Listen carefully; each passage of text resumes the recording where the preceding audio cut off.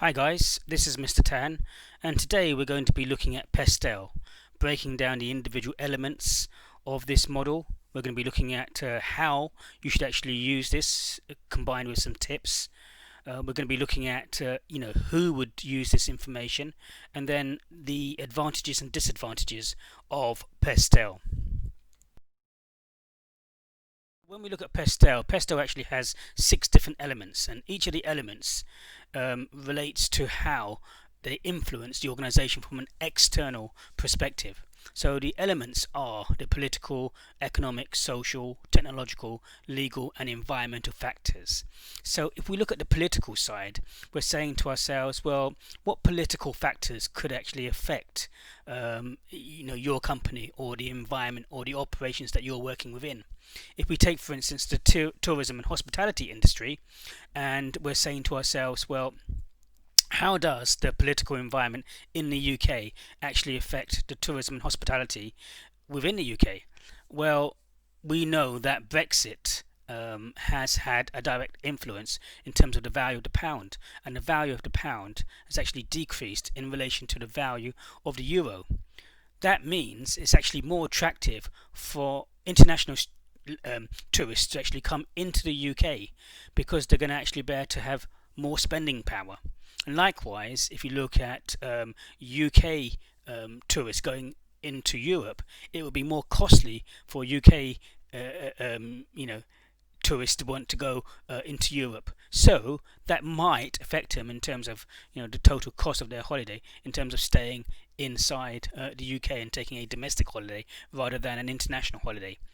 Even if we look from a business perspective, we can see that many businesses are going to be affected by Brexit. If you look at Toyota and their businesses, there's no trade deal yet, and if there's no trade deal, and then there are tariff barriers, so the cars that are manufactured in the UK would then have a tariff and would cost more in Europe, and so ultimately it could make them uncompetitive depending upon the tax tariffs that are put on each car when exporting them into the euro. So there are all sorts of factors that could affect an organization and company: tax policies, the environmental regulations, trade restrictions and reform, tariffs, political stability, and others. We look at the economic side. The economic side, in terms of exchange rates, inflation, wage rates, minimum wage, working hours, unemployment, and all these things can actually affect the value of a country's currency. So if you wanted to, go international and you wanted to actually trade in another country from the UK or the United States, then you have to look at the currencies of different countries to see if there's huge fluctuations. And at times when that currency is actually low, it could actually net you lower net profits from that country. So again, this is something that needs to take into consideration.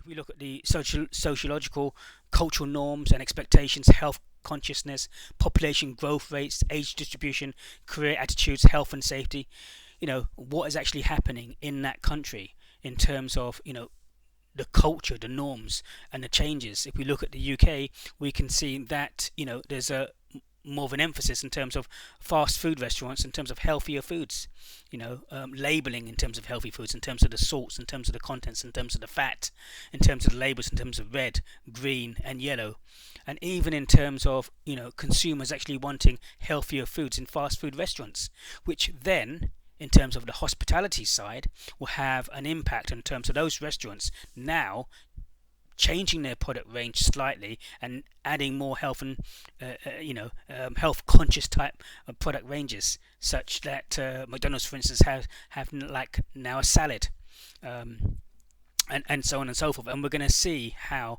cultural norms within different countries can actually affect and direct a company's or firm's strategy in terms of what they do. Technological advances, where we've seen the great leap in and of technology in today's environment with social media, with buying online and internet banking. Even if we take Tesco's, for instance, we've seen Tesco's first introduce the scanning your food inside. They were the first retailers to do that. We've seen Tesco's introduce things like their online stores. We've seen Ocado, now you can actually buy and food is actually delivered to your homes. We've seen things like cross-stocking inside Tesco's, so they're not holding merchandise, so they're actually selling goods, high item ticket items on their website and then emailing these orders out to the prospective companies that they deal with, and then those companies hold the stock and Tesco's don't hold the stock, therefore lowering their overall costs. We've seen the internet, we've seen the Tesco's Club Card, and all these technological advances are actually changing the environment and affecting how and what companies do. Even if we look at Thomas Cook, Thomas Cook had been in business for over 178 years. They had over 19 million customers with an average turnover per annum of £9 billion. And yet we saw that in 2019, they went into liquidation. They were facing competition from a range of different areas. They're facing competition from the online, and their packaged holidays were now being, competed against by people, ordinary consumers, putting together their own packages and then going to low-cost airlines and organizing their own flights. We saw that happening. So again, Thomas Cook tried to link up with My Travel, and they did that, but in 2019, in the first half of the year, My Travel was written down in terms of the balance in the books in terms of 1.1 billion, together with a loss or pre-tax loss or 1.5 billion as well, which totaled a 2.5 billion pound loss in the first half of the year of 2019. And then later on we saw the collapse of Thomas Cook. We look at the legal side. Legal changes to legislation impact upon employment, access to materials, quotas, resources, imports, exports, and taxation. If you're going to be going into another country, you're going to be looking at the legal aspect in terms of all these areas, in terms of minimum rates, minimum rates of pay. And even if we think about the UK, and if we don't have a trade deal, what are we going to do in terms of all the packaging? Because at the moment the packaging is in line with European packaging. Then we might have to go through the legal system in terms of legalizing all the packaging and redoing it all. And the whole process of going through the legal process in the UK means a first reading, a second reading, committee stage, a report stage, a third reading, and then going on to the next house, and then going back to the first house for any amendments, and then passing on to the Queen. So it's a long and lengthy process to have all this legislation to change all these rules that we need to implement in terms of how we label goods and services when going into another country. Even if we think about the environment, again, the environment now has a huge impact in terms of global warming and the increased need to switch to sustainable resources, ethical sourcing, both locally and nationally, including the supply chain. Well, why is this so important? This is so important because we have free information around the world, social media, Twitter, LinkedIn, and we know what's going on around the world, so that if you're not environmentally friendly and you are putting out too many emissions or not doing what you need to do, then people will know about it. So, and that could affect the perception of your customers, whether or not they decide to buy from you or someone else who is more environmentally friendly than your company is. So all these factors are going to affect the consumer buying behavior model in terms of how and why people buy. So this cannot be ignored.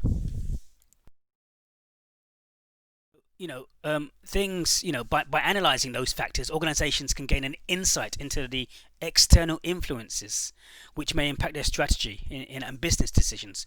So we're really talking about a situation analysis. It allows the HR and senior managers to assess any risks specific to their industry and organization, and to use the knowledge to inform their decisions. When we look at Pastel, Pastel can be related to various other models, and that includes ETPS, STEP, pest, and steeple, where the additional E stands for the ethical side. So throughout, you may read many different articles or journals or books, and you may see many different models. But one of the commonmost model is Pastel. Okay. Again, PESTLE stands for political, economic, social, technological, environmental, and the legal aspects from the external side that can have an impact on your business or market sector. So the next question is, how do we actually apply this? How do we actually use it? Well, there are various steps and tips, and one is to identify the scope of the research.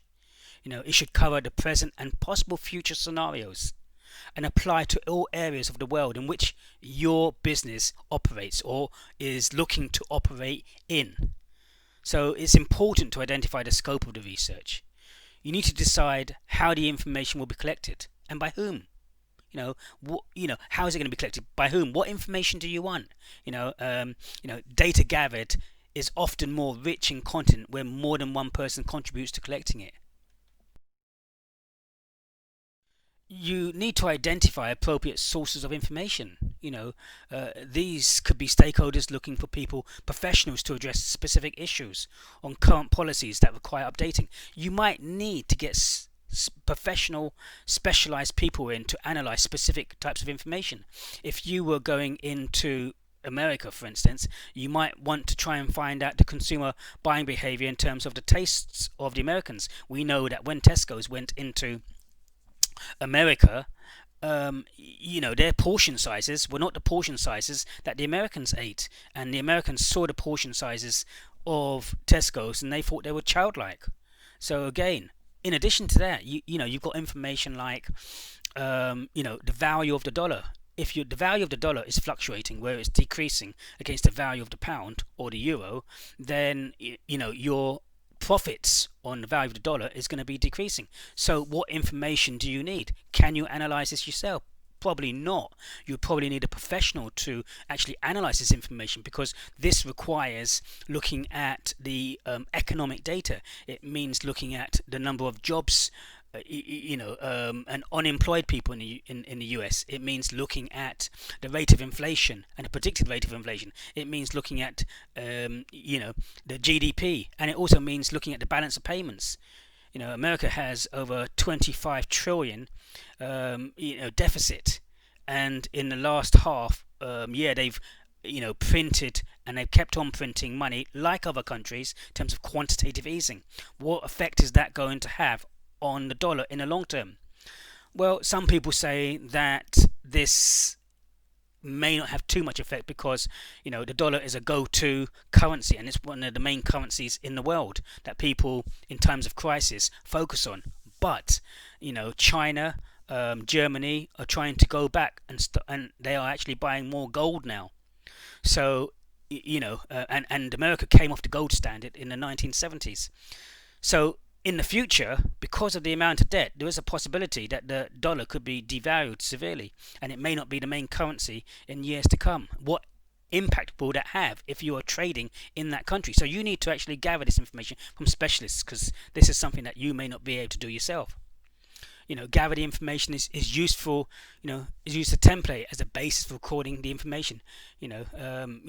And there were ready-made templates to collect information. Collecting the information and putting it in the right template is important.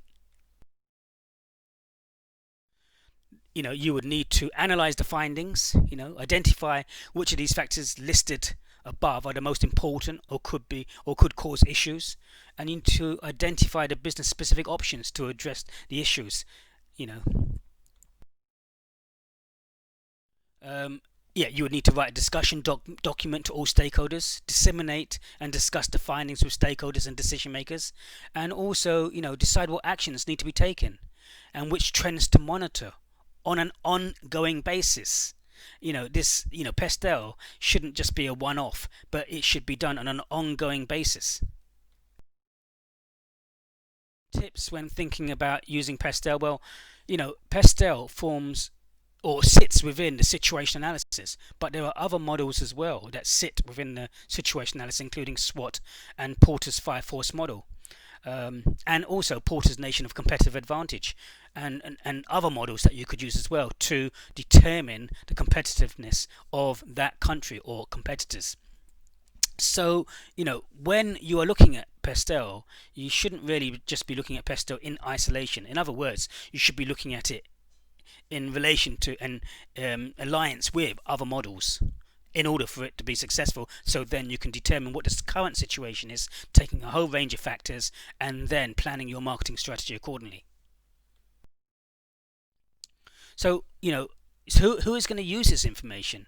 Well, in workforce planning, HR within your organization and company, a PESTLE analysis can help to identify disruptive changes to business models that may have a profound impact on the future employment landscape.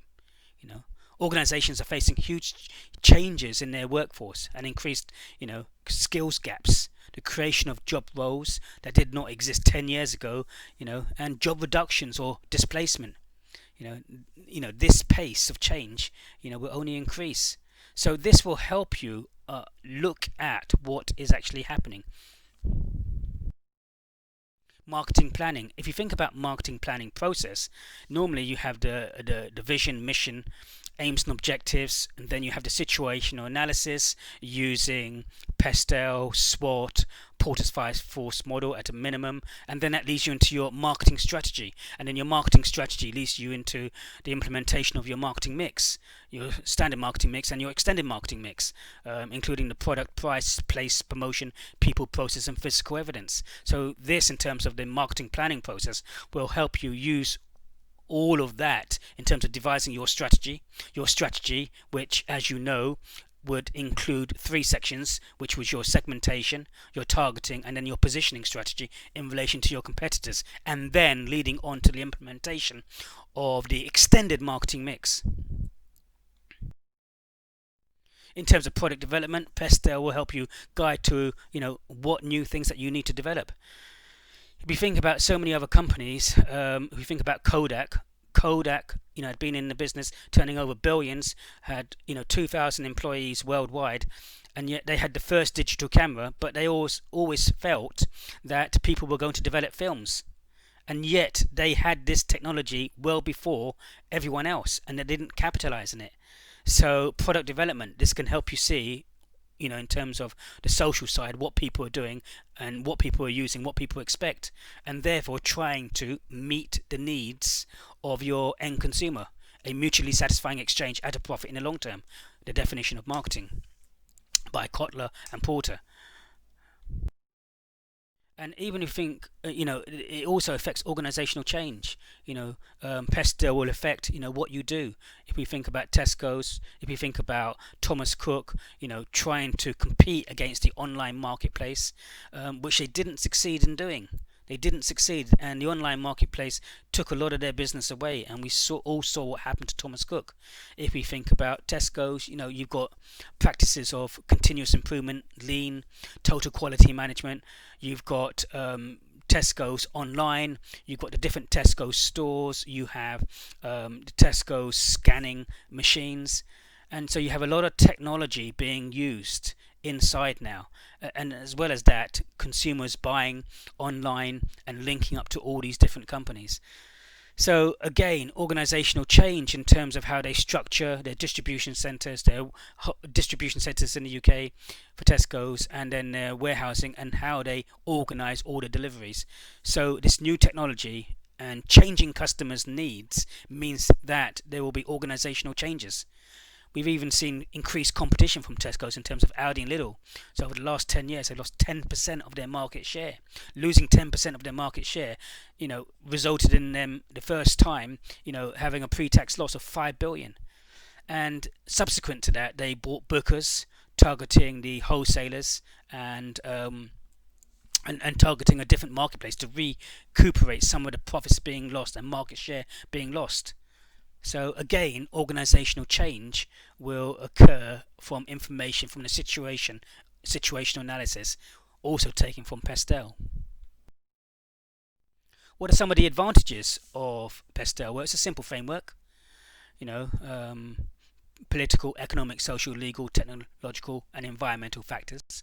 It facilitates an understanding of the wider business environment, from an external perspective. It encourages the development of external strategic thinking.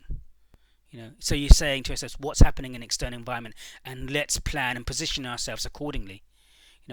It can, enable an organization to anticipate future business threats and take action to avoid or minimize their impact. But it should do. I mean, we've had Brexit for so long, and you ask yourself the question is that in terms of education, did colleges really, take into consideration, anticipate, and then, have a good, clear plan in terms of knowing, for instance, what was going to happen with the decrease of students in the UK, and and we've had this technology before. We've had blended learning over 5 years ago, but why didn't we use it then? Why wasn't this technology being used? So who is leading all this forward? It's all good and well having this and to see where the opportunities are, but from a strategic management perspective, are they actually being capitalized? Are they actually being used? It can also enable an organization to spot business opportunities, and we said, and exploit them fully, but only if you have the right management in place to capitalize on that. The disadvantages, sometimes you oversimplify the amount of data used for decisions. Sometimes you have insufficient data, and you may be making and basing strategic choices on that, and applying resources in terms of people and money in terms of the marketing strategy, and it may not be correct. The risk of capturing too much data may lead to a paralysis of by analysis. The data used may be based on assumptions that later prove to be unfounded. And the pace of change makes it increasingly difficult to anticipate developments that may affect an organization in the future. So in order to be effective, the process needs to be repeated on a regular basis, and resources needs to be allocated to this in terms of analyzing the information and clearly defining the scope first in terms of what you're trying to determine. So that, in a nutshell, is Pastel. I hope this has helped. So thank you very much from Mr. Tan.